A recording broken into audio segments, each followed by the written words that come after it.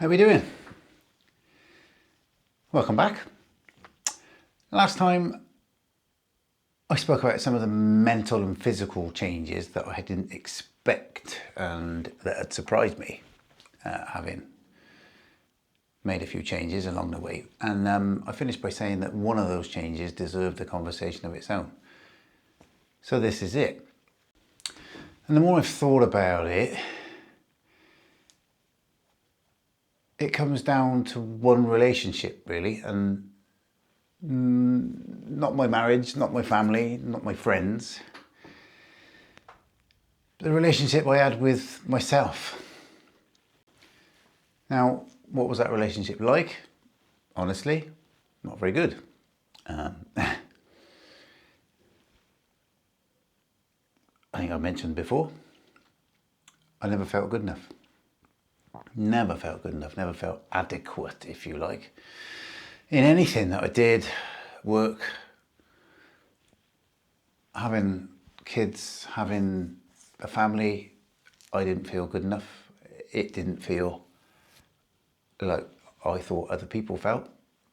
I felt like I was constantly letting my wife down. I felt like I was constantly letting my family down. And drifting away, really, drifting away from my children. Drifting away from the kids was a hard thing to realise that was what I was doing. And looking back on it now, that's hard to actually admit, I suppose. I had become embarrassed. Embarrassed by the person I'd become. Hiding from who I really was, I suppose, and feeling like I had failed. Feeling like I was a failure. Fighting. I wasn't fighting with everybody else. I was fighting with me. Fighting with myself. Just angry, just the absolute anger all the time. Hard to put into words, but just everything used to piss me off. Short-tempered like you wouldn't believe. Slightest little thing, poof, off I'd go. Just out of frustration really, and rage. Pure rage on everything against life. And why was it so shit? Why couldn't I cope with it? But I look back now, I don't think I was angry at other people, everything else.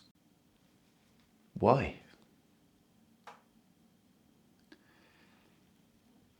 And you've got to ask yourself the question, why was I like that? Why was I constantly arguing with myself?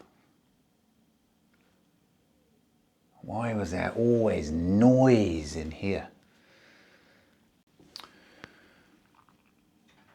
And I honestly think it was because I'd broken too many promises to myself. I didn't trust myself anymore. I mean, I think I've mentioned it before. Broken promises to myself. I'll start Monday. So from Monday, I'll stop drinking, I'll start eating better, I'll lose the weight, I'll sort myself out. And eventually you stop believing that because you stop believing yourself. You know it's bullshit. You're telling yourself this when you look in the mirror. You stop believing yourself. Why would your own mind trust you when you don't trust yourself?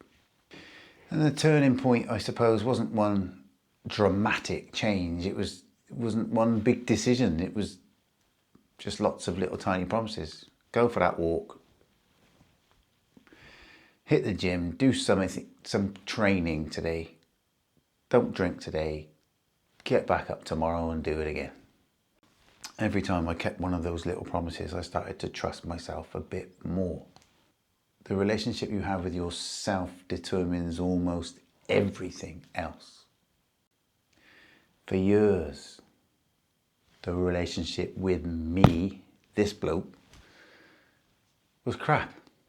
constantly criticise myself if I did anything, if I was putting any kind of furniture together, if I was putting a shelf up, if I was doing any kind of DIY, or if I was, doing anything.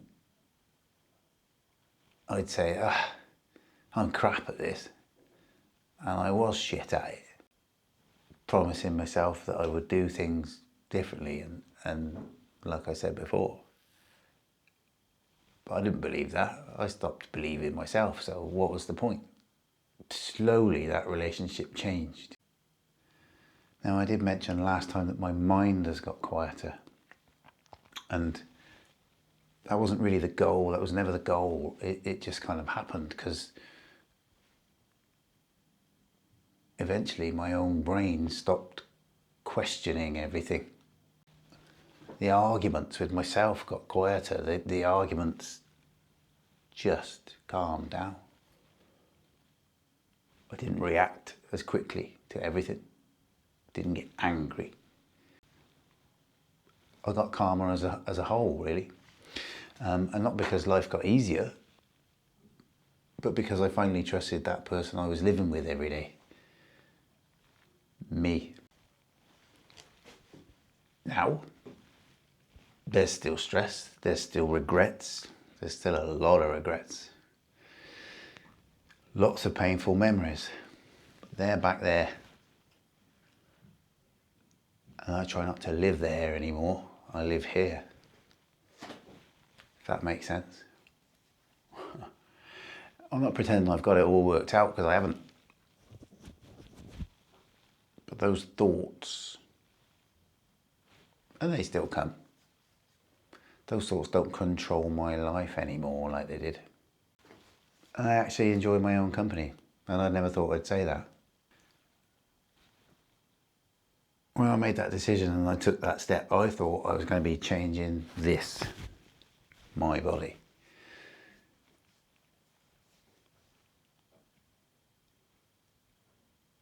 But what I was actually changing was the relationship with myself, with me. Everything else followed on from that. Now, I'm genuinely interested in all these subjects, and I'd like to know, what's the relationship like between you and yourself? Do you trust yourself? Or are you constantly breaking promises to yourself and wondering why your own head won't give you any peace? I'd love to hear your comments. So drop them below. And if you don't want to comment publicly, there is an email address, ndycommunity@outlook.com. The link is also down in the description. You can always drop me a line in there. More than happy to have a conversation, and I read every single one of the comments. Now, one thing that did surprise me after all this was something else changed as well. The relationship I had with other people.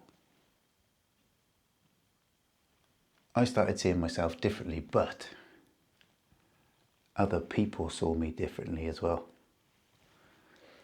And I think we'll talk about that next time. So until then, don't forget, look after yourself. And remember, we're not done yet.